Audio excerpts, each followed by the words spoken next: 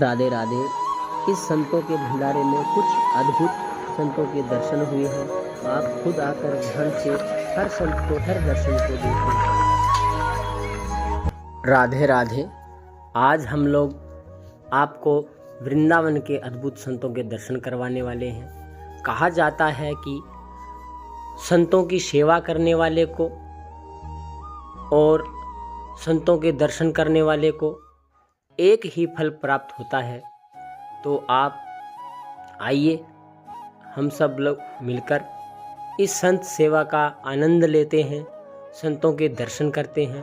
अद्भुत अद्भुत संत अलग अलग संप्रदाय से यहाँ विराजमान है। पता नहीं किस स्वरूप में प्रभु आकर बैठे हों।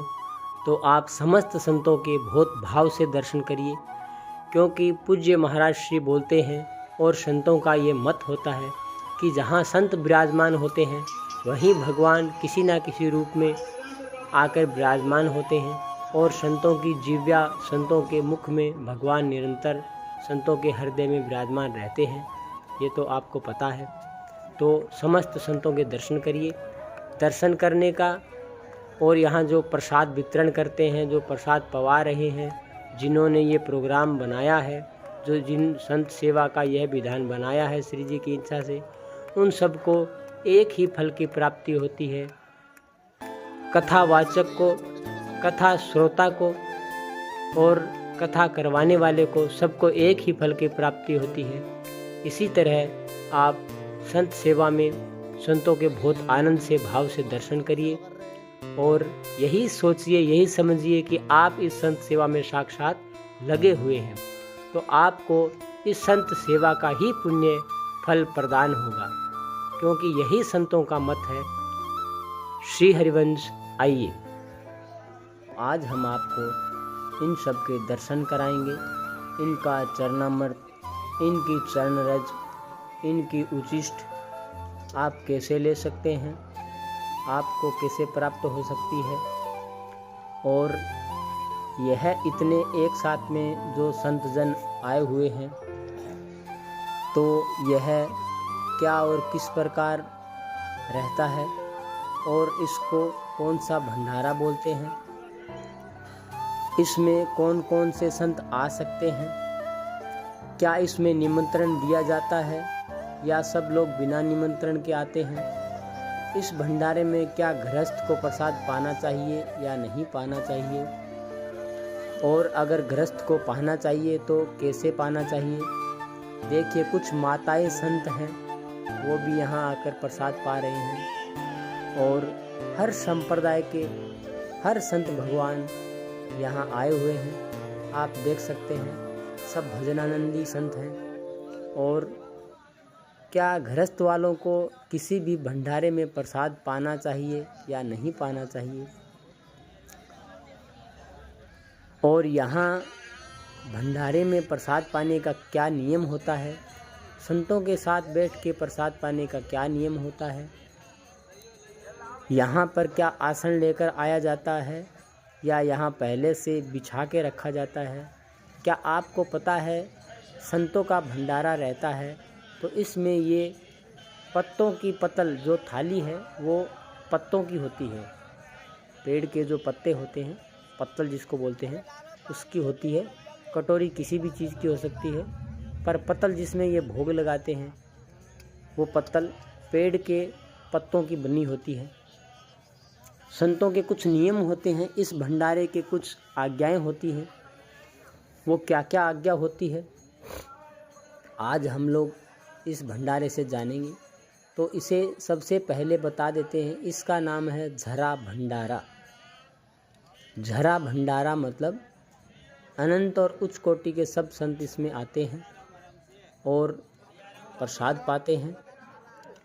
और प्रसाद के बाद कुछ नियमावली रहती है, प्रसाद से पहले की कुछ नियमावली रहती है।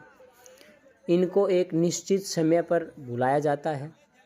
यह सब पूज्य संत भगवान एक निश्चित समय पर पधारते हैं, तो इनका स्वागत किया जाता है, इनका चरणामृत लिया जाता है।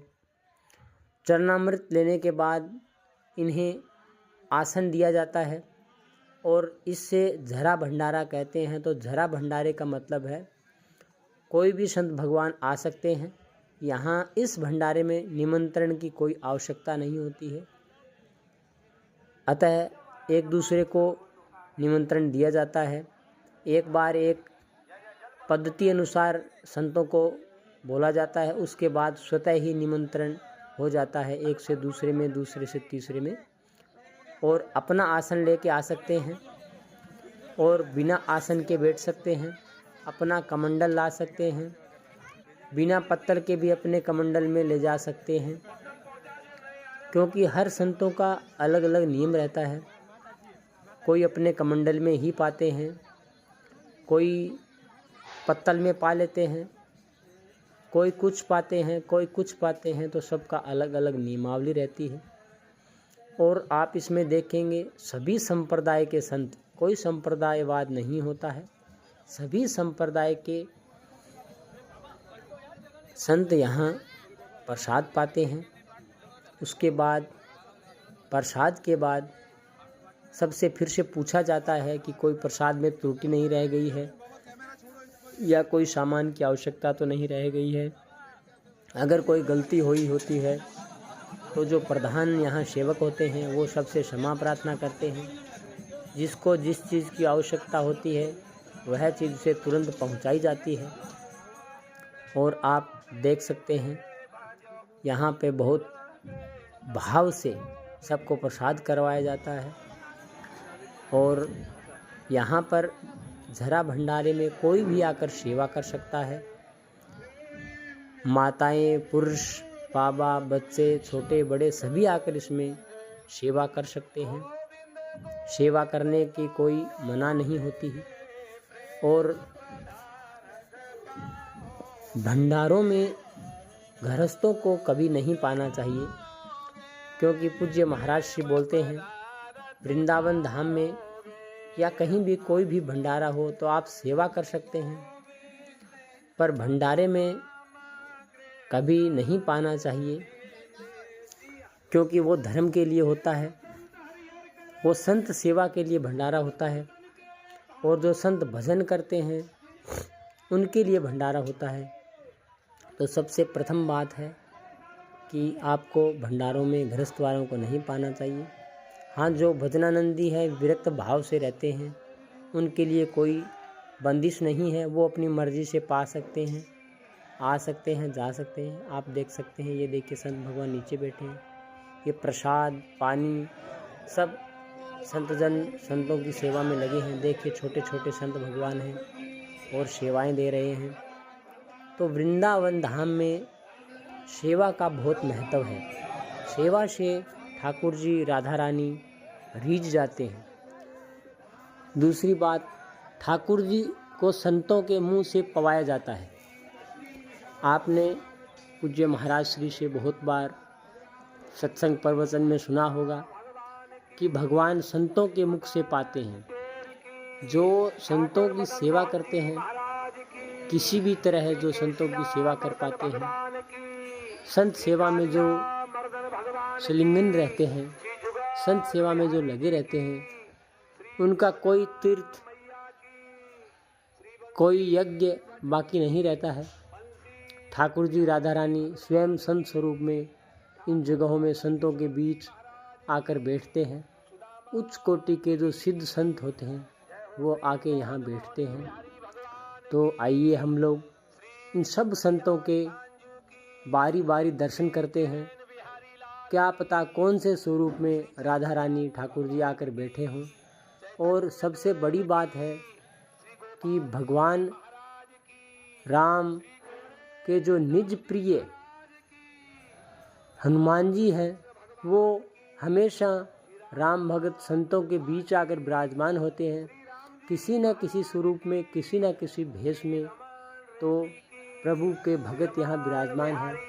आइए हम सब मिलकर राधे राधे बोलते हैं और इन सब के पूर्ण भंडारे में दर्शन करते हैं, क्योंकि संतों की ऐसी आज्ञा है, जो भंडारा करता है, जो भंडारा करवाता है, जो भंडारे में सेवा देता है और जो संतों के दर्शन करता है, उन सब को समान रूप से एक ही फल की प्राप्ति होती है।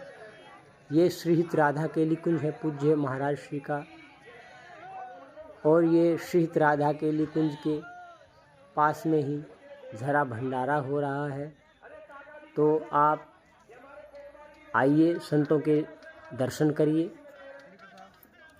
आप इन वृंदावन के जो अद्भुत और समस्त संतों के भंडारे होते हैं, इनमें संतों का चरणामृत जूठन कैसे प्राप्त कर सकते हैं, इस बारे में हम डिस्क्रिप्शन में लिख देते हैं। आप डिस्क्रिप्शन में जाके पढ़ सकते हैं और समस्त संतों के आप दर्शन करिए और इस महाप्रसाद का आप आनंद लीजिए, क्योंकि भागवत करने वाले, कराने वाले और सुनने वाले सबको समानतः ही फल की प्राप्ति होती है। आप यह देख सकते हैं, एक ही फल की प्राप्ति होती है। तो आप आराम से समस्त संतों के पूर्णतः दर्शन करिए।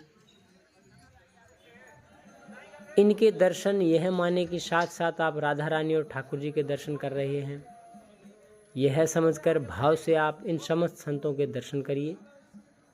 इसी से आपको उस फल की प्राप्ति होगी जो यहाँ सेवा में लगे हैं। उसी फल की प्राप्ति आपको वहाँ बैठे हो सकती है जहाँ से आप इनके दर्शन कर रहे हैं। बहुत ही भाव से दर्शन करिए। बोलिए राधे राधे, राधा वल्लभ लाल की जय।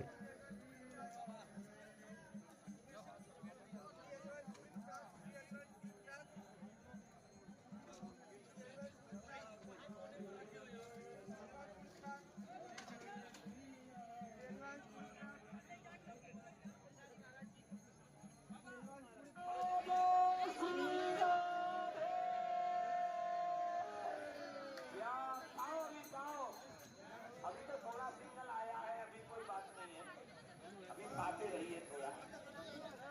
अभी एक हुआ है, अभी 3-2 सेकंड और बात करते हैं।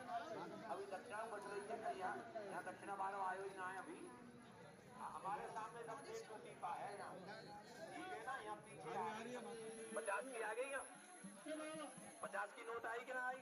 आ गई, ठीक है। हाँ हाँ हाँ, नहीं आया अभी। राधे राधे बोल रही है हमारे पूरी प्रसाद।